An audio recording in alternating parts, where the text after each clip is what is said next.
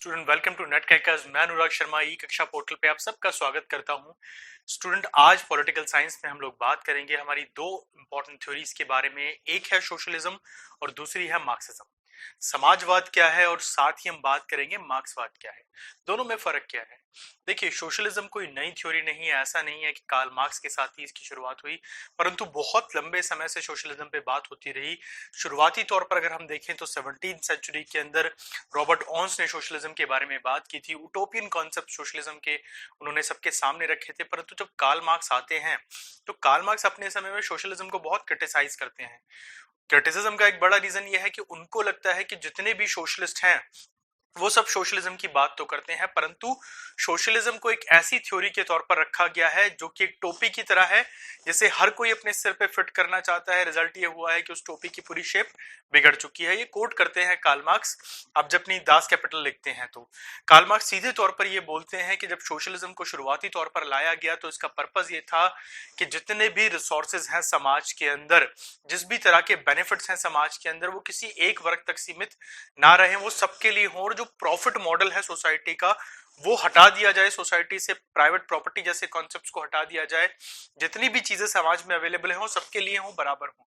उदाहरण के तौर पर मैं आपको बताता हूं कि मान लीजिए कि एक फैक्ट्री में आप काम करते हैं और उस फैक्ट्री में कोई भी ऐसा काम हो रहा है जिसके बेसिस पे कुछ अर्न कर रही है वो फैक्ट्री। देखिए, कार्ल मार्क्स को जब हम लोगों ने पढ़ा था तो हमने उनकी वेजेस थ्योरी के बारे में समझा था, साथ ही सरप्लस वैल्यू के बारे में समझा था। मैं इस छोटे से एक चार्ट से आपको समझाना चाहता हूं। मान लीजिए ये एक फैक्ट्री है जो कि मैन्युफैक्चरिंग करती है फैंस को, ये पंखे बनाती है। इस फैक्ट्री के अंदर जो लेबर काम करते हैं, जितने भी लेबर काम करते हैं, उनकी एक फिक्स सैलरी है। मान लीजिए 1 रुपीज एक दिन की सैलरी है वर्कर्स की, ठीक है। और एक फैन को बनाने में जो फैक्ट्री है उसका टोटल कॉस्ट आता है 30 रुपीज का। और जब ये फैन मार्केट में जाता है, फाइनली जाके ये बिकता है, तो उस प्रोसीजर में 10 रुपए और खर्च हो जाते हैं। तो अब अगर टोटल कॉस्ट की बात की जाए फैन की, जो इस फैक्ट्री के ओनर को मिला, जब बेचने तक की चेन की हम बात करते हैं, तो वो टोटल हो गया 41 रुपीज। देखिए, 40 रुपए तो ये और 1 रुपया लेबर का, ठीक है। पर फैन बिका कितने में? फैन बिका, मान लीजिए हम ले लेते हैं 60 रुपीज का। फैन बिका 60 रुपीज का, तो प्रॉफिट हो गया 19 रुपए का प्रॉफिट हो गया, ठीक है। अब ये प्रॉफिट डायरेक्टली किसकी जेब में जाएगा? ये जाएगा फैक्ट्री के मालिक की जेब में। सोशलिज्म ने कहा कि नहीं, हम प्रॉफिट मॉडल पे काम नहीं करेंगे। अगर 19 रुपए का प्रॉफिट हुआ है तो अब आप इस 19 रुपए को लेबर के बीच में बांट दीजिए, ठीक है। इस तरह से सोशलिज्म का मॉडल आगे बढ़ा। सरप्लस वैल्यू की थ्योरी हमने कार्ल मार्क्स की पढ़ी थी, इसी प्रकार से काम करती थी थ्योरी, ठीक है। तो कार्ल मार्क्स सीधे तौर पर बोलते हैं अपने समय में जो सोशलिज्म है वो पूरी तरह से डिस्टर्ब हो चुकी है। एडम स्मिथ ने सोशलिज्म के ऊपर बोला, बहुत सारे चिंतक आए। अब सोशलिज्म के पर्सपेक्टिव्स को अगर आप समझे तो इस थ्योरी को आप बहुत सीधे तौर पर समझ सकते हैं। कोई भी सोसाइटी, कोई भी समाज अगर है तो वो दो तरह की विचारधारा है, दो तरह की उसकी एक तरह से फ्यूल होते हैं उसके पास। एक होती है पॉलिटिकल आइडियोलॉजी जो उसको चलाती है, दूसरी है उसकी सोशल आइडियोलॉजी जो कि डोमिनेट करती है इकोनॉमिकल आइडियोलॉजी से। देखिए, इकोनॉमिक्स के लिए अगर बोला जाए, जो भी समाज में अर्थ है, पैसा है, जिस भी फॉर्म में है, वो डोमिनेटिंग फैक्टर होगा, हर तरीके से होगा। मैं उदाहरण देता हूं, आज भारत की मैं बात करता हूं। आप बहुत सारी थ्योरीज के बारे में पढ़ते हैं। फॉर एग्जांपल, हम कैपिटलिज्म की बात करते हैं। कैपिटलिज्म एक थ्योरी है जो कि बात करती है एक ऐसी इकोनॉमी की जिसको कुछ मार्चेंट्स, कुछ अमीर लोग, कुछ उद्योगों के आधार पर चलाया जाता है। कुछ लोगों के पास मैक्सिमम होता है और कुछ लोगों के पास मिनिमम होता है। भारत में जब हम रहते हैं तो दुनिया के सबसे अमीर लोगों में से कुछ लोग भारत में रहते हैं, जिनकी एक दिन की इनकम कुछ देशों की अर्थव्यवस्था से ज्यादा है। कैन यू इमेजिन कि इस तरह की एक इकोनॉमिकल डिफरेंसेस भारत में है। वहीं दूसरी तरफ भारत में ऐसी बहुत बड़ी आबादी है जो कि बिलो पॉवर्टी लाइन से भी नीचे है, जिनकी एक दिन की इनकम 30 रुपए भी नहीं है, ठीक है। तो आप ये डिफरेंसेस देख सकते हैं कितने बड़े हैं। अब अगर हम इन डिफरेंसेस का बेस समझें या हम किसी भी एक एस्टैब्लिश कंट्री की बात को समझें, तो हमें एक चीज समझनी पड़ेगी कि सोशल लाइफ और पॉलिटिकल लाइफ, एक इंसान की जिंदगी में ये दो इंपॉर्टेंट स्फेयर होते हैं। पर इन दोनों स्फेयर्स के नीचे क्या होता है? इकोनॉमिक्स। पैसा होता है। अगर आप आर्थिक तौर पर मजबूत हैं, आर्थिक तौर पर धनवान हैं, तो आप अपनी सामाजिक जीवन को अच्छे से जी सकते हैं, लोगों से मिलना, ऐशो आराम की जिंदगी जीना, यूटिलिटीज के ऊपर फोकस कर सकते हैं। साथ ही यूटिलिटी के साथ साथ यहाँ पर देखिए, यूटिलिटेरियन जब आप हैं तो चीजों को खरीदेंगे और इस्तेमाल करेंगे, ठीक है। वहीं हम यूटिलिज्म की भी जब बात करते हैं बड़े तौर पर, तो हम समझते हैं बेसिकली कि किस तरह से बेसिक चीजें जो समाज में जरूरी है, बेंथम जैसे चिंतकों ने जब बोला कि यूटिलिटी कितनी जरूरी है समाज के अंदर, ठीक है, यूटिलिटी के बेसिस पे सब कुछ बना है, तो आपकी पूरी सोशल लाइफ जो है वो यूटिलिटीज के ऊपर बेस्ड है, आपके आसपास जितनी भी चीजें हैं, ठीक है। अब दूसरी आती है पॉलिटिकल स्फेयर, शासन कौन करेगा, किस प्रकार करेगा। तो शुरुआती तौर पर तो हम लोगों ने पॉलिटिकल सिस्टम देखे थे, राजा वाला हिसाब हुआ करता था। प्लेटो के समय में अगर हम जाएं, आइडियल किंग की बात करते हैं, एरिस्टोटल आते हैं, ठीक है, मिक्स कॉन्स्टिट्यूशंस की बात करते हैं, पर वहां पर भी सोशलिज्म का जिक्र हुआ था, ठीक है। प्लेटो ने भी सोशलिज्म के ऊपर बात की थी, एरिस्टोटल भी करते हैं, और बाकी चिंतकों ने भी दबा दबे स्वर में जो है सोशलिज्म की बात की। कोई किसी तरीके से सोशलिज्म को प्रमोट करता है, कोई किसी तरह से इक्वालिटी को क्रिएट करता है। पर जब मॉडर्न साइंस में, मॉडर्न समय में हम सोशलिज्म की बात करते हैं, तो बेसिकली दो स्फेयर के अंदर हम सोशलिज्म को अचीव करना चाहते हैं। पहला तो है सामाजिक, ठीक है, दूसरा है राजनीतिक। अगर आज भारत की आप बात करें, तो सामाजिक स्तर पर अगर आप आर्थिक तौर पर मजबूत हैं, तभी आप चीजों का सुख उठा सकते हैं पूरी दुनिया में कहीं पे भी। पॉलिटिक्स की अगर मैं बात करूं, तो क्या आज ऐसी पॉलिटिक्स आप देख सकते हैं जहां पर आप आर्थिक तौर पर मजबूत नहीं है, पर फिर भी आप चुनाव लड़े और जीत जाए। हम सुनते हैं हर बार कि इलेक्शन कमीशन कितना स्ट्रिक्टली चीजों को मॉनिटर करता है, फिर भी ये सुनने में आता है कि टिकट बेचे गए, 5 करोड़ के बेचे गए, 10 करोड़ के बेचे गए। तो आप कह सकते हैं कि इक्वालिटी आज यहां पर भी नहीं है और यहां पर भी नहीं है। अमीर गरीब का फर्क जैसे मैंने बताया, सबसे अमीर और फिर सबसे गरीब, और यहां पर तो आप चुनाव लड़ ही नहीं सकते अगर आप आर्थिक तौर पर मजबूत नहीं है। तो आप कह सकते हैं कि भारत जैसा देश जो डेमोक्रेटिक सोशलिज्म को फॉलो करता है, ठीक है, लोकतांत्रिक समाजवाद को फॉलो करता है, वहां पर भी आज समाजवाद नाम का रह गया। हमने लोहिया की बातें सुनी थी, हम लोगों ने जयप्रकाश नारायण की बातें सुनी, और कहीं ना कहीं जो चिंताएं उन्होंने अपने समय में जताई थी, वो आज हमें हमारे सामने बिल्कुल वो आके खड़ी हैं। जिस प्रकार के राजनीतिक सिस्टम को जयप्रकाश नारायण क्रिटिसाइज किया करते थे, लोहिया अपने समय में क्रिटिसाइज किया करते थे, आज वो हमारे सामने हैं। तो सोशलिज्म के जो थिंकर आए, जो सोशलिस्ट चिंतक आए, जितने भी आए, उन्होंने सबने ये कहा कि भैया इकोनॉमिकल जो बेस है सोसाइटी का, ये बड़ा प्रॉब्लमेटिक है, इसकी वजह से बाकी सारे ऑर्डर मेंटेन नहीं हो पाते। अब जब कार्ल मार्क्स आते हैं, तो कार्ल मार्क्स इस बात को बहुत अच्छे से समझते हैं, और अपनी पूरी की पूरी थ्योरी, आप कह सकते हैं पूरी की पूरी मार्क्सिज्म जो है, वो सीधे तौर पर सोशलिज्म को लाती है, इकोनॉमिकल जो एक तरह से पर्सपेक्टिव है उनके बेसिस पे। और कार्ल मार्क्स सीधे तौर पर कहते हैं कि सोशलिज्म का कोई बेस नहीं है, इसलिए मैं सोशलिज्म को एक शेप देना चाहता हूं, उसको सिस्टमैटिक करना चाहता हूं, एंड साइंटिफिक सोशलिज्म की नींव रखते हैं, ठीक है, वैज्ञानिक समाजवाद की नींव रखते हैं। अब साइंटिफिक ये क्यों है, इसीलिए है क्योंकि जो मॉडल कार्ल मार्क्स रखते हैं उसमें हर चीज हर जगह पर एक एक करके फिट होती जाती है, और कार्ल मार्क्स ये मान के चलते हैं कि अगर साइंटिफिक सोशलिज्म को फॉलो किया जाए, तो आने वाले समय के अंदर जिस प्रकार की व्यवस्था बनेगी, उस समाज में कोई भी किसी भी तरह का डिफरेंशिएशन नहीं होगा, सब इक्वालिटी में जिएंगे, इक्वल सोसाइटी होगी, पॉलिटिकल पॉइंट ऑफ व्यू से भी और सोशल पॉइंट ऑफ व्यू से भी। स्टूडेंट, सबसे पहले यहाँ पर कुछ थिंकर्स की हम लोग बात करते हैं। इस टॉपिक को आगे बढ़ाते हुए हम बात करेंगे रॉबर्ट ऑन्स की, जो अपने विचार रखते हैं। बेसिकली वे पहले व्यक्ति थे जिन्होंने सोशलिस्ट वर्ड का इस्तेमाल किया था, स्कॉटिश कॉटन इंडस्ट्री को स्टैब्लिश किया था इन्होंने बड़े तौर पर, अपने दम पर ये एक बड़े उद्योगपति की तरह सामने आए थे। परंतु उस समय जो विचार रखते थे, ये कहते थे कि समाज में जो पॉवर्टी है, जो बड़े तौर पर आप कह सकते हैं निर्धनता फैली हुई है, इस पॉवर्टी से बाहर लाने के लिए लोगों को जरूरी है कि उनको काम दिया जाए। तो ये बड़ी बड़ी मिलों, बड़े बड़े उद्योगों के फेवर में थे। साथ ही उस समय में जो मजदूरों के संघ थे, मजदूरों की जो यूनियंस थी, उनको बनाने के लिए इन्होंने बड़ा जोर दिया था। और साथ ही ये भी कहते हैं बड़े तौर पर कि जो सामाजिक तौर पर बड़ा बदलाव है, वो अकेला मैं नहीं ला सकता, उसके लिए सरकार या राज्य को कार्य करना पड़ेगा।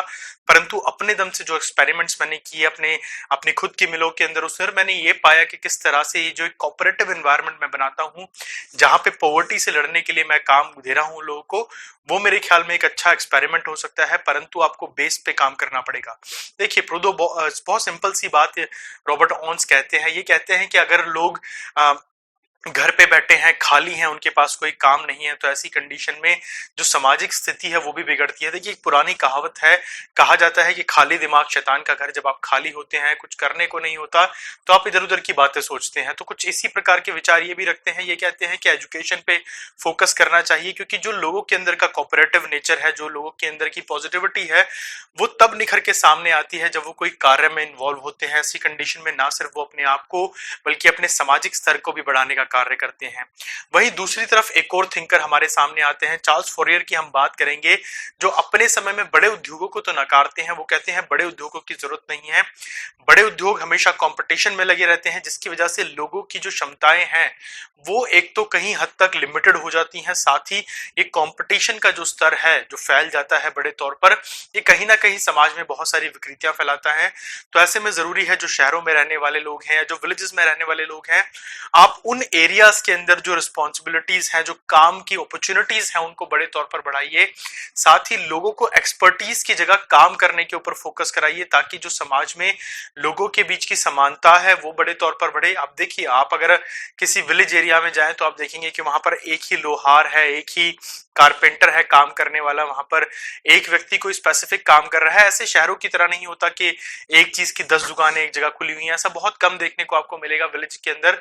विलेज इकोनॉमी का एक मॉडल अगर हम जिसको कहें, तो ये बड़े तौर पर उसको सपोर्ट करते हैं। ये बड़े उद्योगों को रखने से या उनको आगे बढ़ाने से मना करते हैं, और कहीं हद तक ये चाहते हैं कि जो एजुकेशन है, जैसे कि पहले रॉबर्ट ऑन्स ने कहा था, ये उसके ऊपर भी ये भी फोकस करते हैं। ये कहते हैं एजुकेशन एक कोऑपरेटिव रोल प्ले करती है सोसाइटी के अंदर। साथ ही जब कंपटीशन की फीलिंग नहीं होती, तो लोगों का जो वर्किंग एनवायरनमेंट है वो ग्रोथ करता है, साथ ही उनको अच्छा लगता है काम करना, उनको काम करना पसंद होता है। देखिए, सिंपल सी बात है, अगर कोई काम ऐसा आप कर रहे हैं जिसमें बहुत ज्यादा कंपटीशन है, और कट थ्रोट कंपटीशन जितना ज्यादा बढ़ेगा, उतना ज्यादा उस काम को करना, उससे प्रॉफिट निकालना और उस काम के साथ सरवाइव करना आपके लिए टफ हो जाता है। तो कहीं ना कहीं चार्ल्स फूरियर उस तरह के एनवायरनमेंट से बाहर निकालना चाहते हैं लोगों को। इसके बाद अगर अगले चिंतक की बात करूं, सेंट साइमन का विचार हम लोग रखते हैं। सेंट साइमन भी कुछ इसी तरह के प्रिंसिपल्स को फॉलो करते हैं, पर वो कई हद तक रॉबर्ट ऑन्स का जो एक विचार है बड़ी इंडस्ट्रीज का, बड़े उद्योगों का, उसको वो सपोर्ट करते हैं। वो कहते हैं जितने ज्यादा बड़े उद्योग होंगे, उतनी ज्यादा वर्किंग अपॉर्चुनिटीज लोगों के पास होगी, जितनी ज्यादा वर्किंग अपॉर्चुनिटीज होगी उतनी ज्यादा सोसाइटी में ग्रोथ होगी। एजुकेशन के लिए वो भी कहते हैं कि एजुकेशन जो है वो इक्वालिटी को क्रिएट करने में हेल्प करती है बड़े तौर पर। इसके बाद हमारे अगले चिंतक आते हैं प्रूदो। अगर प्रूदो की बात की जाए तो प्रूदो अपने समय में जिस तरह के विचार रखते हैं, कार्ल मार्क्स और प्रूदो के बीच का एक कॉन्वर्सेशन रहता है, बेसिकली आर्ग्यूमेंट बड़े तौर पर होता है, बिकॉज प्रूदो जिस तरह के समाजवादी विचारों को रख रहे हैं अपने समय में, कार्ल मार्क्स उसके खिलाफ नजर आते हैं। बहुत सारे विचारों पे कार्ल मार्क्स को लगता है ये गलत है। जहां प्रूदो अपनी किताब लिखते हैं फिलॉसफी ऑफ पॉवर्टी, वहीं कार्ल मार्क्स इस किताब का जवाब देते हुए लिखते हैं पॉवर्टी ऑफ फिलॉसफी। ठीक है, तो इस तरह से कार्ल मार्क्स उस समय में जो प्रूदो के विचार हैं उनके खिलाफ नजर आते हैं बोलते हुए। देखिए सुन, जितने भी चिंतकों का नाम अभी मैंने लिया, चाहे रॉबर्ट ऑन्स की आप बात करें, चार्ल्स फ्यूरस की अगर आप बात करें, सेंट साइमन की बात करें, प्रूदो की बात करें, ये वो सारे चिंतक थे जो अलग अलग समय में अपने विचारों के द्वारा सोशलिज्म का जो स्टैंडर्ड था उसको बढ़ाते गए। पर जब कार्ल मार्क्स आते हैं तो कार्ल मार्क्स की विचारधारा पूरी तरीके से सोशलिज्म को कन्वर्ट कर देती है एक ऐसी विचारधारा के अंदर जो इकोनॉमिकल फैक्टर्स को लेकर सोसाइटी में बात करती है। कार्ल मार्क्स का आप कोई भी सिद्धांत पढ़िए, चाहे आप क्लास स्ट्रगल की थ्योरी पढ़िए, चाहे आप सरप्लस वैल्यू को पढ़िए, चाहे आप वेजेस और लेबर का जो कॉन्सेप्ट है उसको समझिए, आपको हर जगह समझ में आएगा कि कार्ल मार्क्स के विचारों में हिस्टोरिकल इंटरप्रिटेशन के साथ साथ जो आने वाला फ्यूचर है, कार्ल मार्क्स उसको फोकस ज्यादा कर रहे हैं। क्लासलेस सोसाइटी का जो मॉडल है, एक्चुअली वो सोसाइटी में इक्वालिटी क्रिएट करने के लिए जाता है। प्रूदो के अगर विचारों की मैं बात करूं तो वो बड़े तौर पर कहते हैं कि जब तक इक्वालिटी नहीं होगी, जब तक फ्रीडम नहीं आ सकती, समानता जब तक नहीं होगी, जब तक फ्रीडम नहीं आ सकती। कार्ल मार्क्स इस विचार का विरोध करते हैं। उनको ये विचार कहीं हद तक सही नजर नहीं आता, क्योंकि इक्वालिटी तो क्रिएट करना सिर्फ एक क्लासलेस सोसाइटी में पॉसिबल हो सकता है। तो क्लासलेस सोसाइटी की इमेजिनेशन जब कार्ल मार्क्स अपने विचारों में रखते हैं, तो उनका मानना यह है कि जो बेस स्ट्रक्चर है दैट इज इकोनॉमिक्स, और उसके ऊपर के जो सुपर स्ट्रक्चर हैं सारे के सारे, ये आपस में जुड़े हुए हैं। जब तक आप इस इकोनॉमिकल डिफरेंसेस को खत्म नहीं करेंगे पूरी तरीके से सोसाइटी के अंदर, है, जब तक सोशलिज्म कभी भी स्टैब्लिश नहीं हो सकती। देखिए, सोशलिज्म को स्टैब्लिश करने की जब भी कोशिश की गई तो ये फेल अटेम्प्ट के तौर पर हमारे सामने आई। इसलिए सोशलिज्म ने अपने नए नए रूप लिए, जैसे उटोपियन सोशलिज्म की हमने बात की, हमने डेमोक्रेटिक सोशलिज्म की बात करी, आगे चल के हम बात करते हैं फैबियन जो सोशलिज्म आता है उसका मॉडल की हम बात करते हैं, कार्ल मार्क्स की सोशलिज्म क्या है, लेनिन की सोशलिज्म क्या है, माओ की सोशलिज्म क्या है। तो ये सारे विचार जो थे सोशलिज्म के समय के साथ साथ, इन विचारों ने सोशलिस्ट आइडिया को अलग अलग तरीके से अप्लाई करने की बात की। उदाहरण के तौर पर मैं सोशलिज्म को आपको बहुत सीधे तौर पर समझाता हूं। आज के समय में ऐसा होता है कि अगर आपको कोई भी बेनिफिट लेना है, जैसे भारत की अगर मैं बात करूं तो हम कास्ट के बेसिस पे बेनिफिट देते हैं, हम लोग कई बार रिलीजियस बेनिफिट्स लोगों को मिलते हैं, जेंडर बेस्ड बेनिफिट होते हैं। तो अगर एक सोसाइटी के पॉइंट ऑफ व्यू से देखें तो ये बेनिफिट आपको किस लिए दी जाते हैं? कभी आपने सोचा है कि रिजर्वेशन का रोल क्या है सोसाइटी के अंदर? क्या रिजर्वेशन किसी एक कम्युनिटी को ऊपर चढ़ाने के लिए है? नहीं। देखिए, अगर आप मेन स्ट्रीम कम्युनिटीज को देखें तो भारत में एक बड़ा लंबा समय ऐसा रहा कि जब कुछ पर्टिकुलर कम्युनिटीज बहुत ग्रोथ कर रही थी और बाकी सारी कम्युनिटीज बहुत नीचे चली गई थी। रिजर्वेशन का बेस ये था कि ये जो कम्युनिटीज बहुत नीचे चली गई हैं, ये धीरे धीरे इनको बेसिक अपॉर्चुनिटीज मिलती रहे और ये बराबर आती रहे। देखिए, बड़े तौर पर समझाता हूं रिजर्वेशन भी कैसे काम करता है। मान लीजिए एक बच्चा जो समृद्ध परिवार से आता है और एक बच्चा जो शैक्षिक समृद्ध परिवार से आता है। उदाहरण के तौर पर एक बच्चा जिसके माता पिता अच्छा ट्यूशन अफोर्ड कर सकते हैं, अच्छी एजुकेशन, अच्छी बुक्स, अच्छे टीचर अफोर्ड कर सकते हैं। दूसरा बच्चा ऐसी जगह से आता है जो आर्थिक तौर पर तो संपन्न नहीं है, परंतु उसके पारिवारिक तौर पर वो संपन्न है। उसके पिता उसको पढ़ा सकते हैं, उसकी माता उसको पढ़ा सकती है, उसका बड़ा भाई, उसका समाज शैक्षिक समाज है, शिक्षित समाज है। तो इन दो बच्चों के पास जो अपॉर्चुनिटी है वो बहुत बड़ी है। परंतु एक ऐसा बच्चा जो एक अशिक्षित समाज से आता है, आर्थिक तौर पर पिछड़े हुए समाज से आता है, जब ये बच्चा इनसे कंपटीशन करेगा तो ऐसे में कंपटीशन का फर्क बहुत ज्यादा होगा। कई बार बच्चे पूछते हैं कि सर कुछ पर्टिकुलर कम्युनिटी में 38% पे जो है नेट क्वालिफाइड हो जाता है, 40% पे नेट क्वालिफाई हो जाता है। परंतु अगर आप इस पॉइंट ऑफ व्यू को समझें तो रिजर्वेशन जब इस तरह के बेनिफिट्स देता है तो एक्चुअली वो इस इक्वालिटी को क्रिएट करना चाहता है, that is to create the equality in society. तो सोशलिज्म का बेस भी यही था। सोशलिज्म ने कहा कि समाज में इक्वालिटी को लेके आओ और जैसे ही इक्वालिटी स्टैब्लिश होगी, हर तरह का बेनिफिट जो है इक्वली लोगों को मिलने लग जाएगा और उसके साथ ही सोसाइटी ग्रोथ करेगी। तो जो हमारा कंप्लीट मॉडल है सोशलिज्म का वो ये है। हम कार्ल मार्क्स की जब भी बात करते हैं स्पेशली, तो हम कार्ल मार्क्स की सोशलिज्म को जब समझते हैं तो कार्ल मार्क्स ने जो सोशलिस्ट आइडिया दिए वो बेसिकली वर्किंग कम्युनिटीज को लेकर दिए। जहां पे कार्ल मार्क्स की कुछ क्रिटिसिज्म भी हम पढ़ते हैं, जैसे कार्ल मार्क्स बड़े तौर पर बोर्जवास की बात करते हैं जो कि मार्चेंट क्लास है, रिच लोग हैं, और पॉलिटरेट क्लास जो कि बहुत गरीब क्लास है, परंतु वो मिडिल क्लास का जिक्र ज्यादा नहीं करते हैं। उनकी पूरी थ्योरी जो है मिडिल क्लास को इग्नोर करती हुई हमें नजर आती है। वहीं लेनिन की अगर हम बात करें तो लेनिन जिस तरह के रेवोल्यूशंस को लेके आते हैं सोशलिज्म से, वो इनकम्प्लीट है, बिकॉज लेनिन के जाते ही वो सब कुछ बंद हो गया जो उन्होंने शुरू करना चाहा था। वो सारा का सारा रेवोल्यूशन जो कि स्टार्ट हुआ था बोल्शेविक रेवोल्यूशन के साथ, वो लेनिन के जाते ही सब खत्म हो गया, स्टालिन के आते के साथ ही। माओ की अगर बात की जाए तो माओ ने जिस प्रकार के रूल रखे, जिस प्रकार के कानून रखे, हमें पता है कि चाइना को उसको कितना भुगतना पड़ा। एक ऐसा समय भी रहा जब चाइना में ऐसी भुखमरी फैली, इतने बड़े तौर पर भुखमरी हो गई कि हजारों करोड़ों हजारों लाखों लोग जो है मारे गए उस भुखमरी की वजह से। तो आप कह सकते हैं कि सोशलिज्म को जब भी लोगों ने कंप्लीट सेंस में अप्लाई करने की कोशिश की तो कभी भी पॉजिटिव आउटकम उस समय में नहीं दे पाई। हाँ, परंतु जब हम डेमोक्रेटिक सोशलिज्म की बात करते हैं आज के समय में, जब हम पॉलिटिकल सोशलिज्म को समझते हैं, तो सोशलिज्म की थ्योरी इस बात पे बेस्ड है कि हर वो इंसान जो डेमोक्रेसी में रिप्रेजेंट करे, जो कि इकोनॉमी में रिप्रेजेंट करे, उनके अंदर इक्वालिटी हो।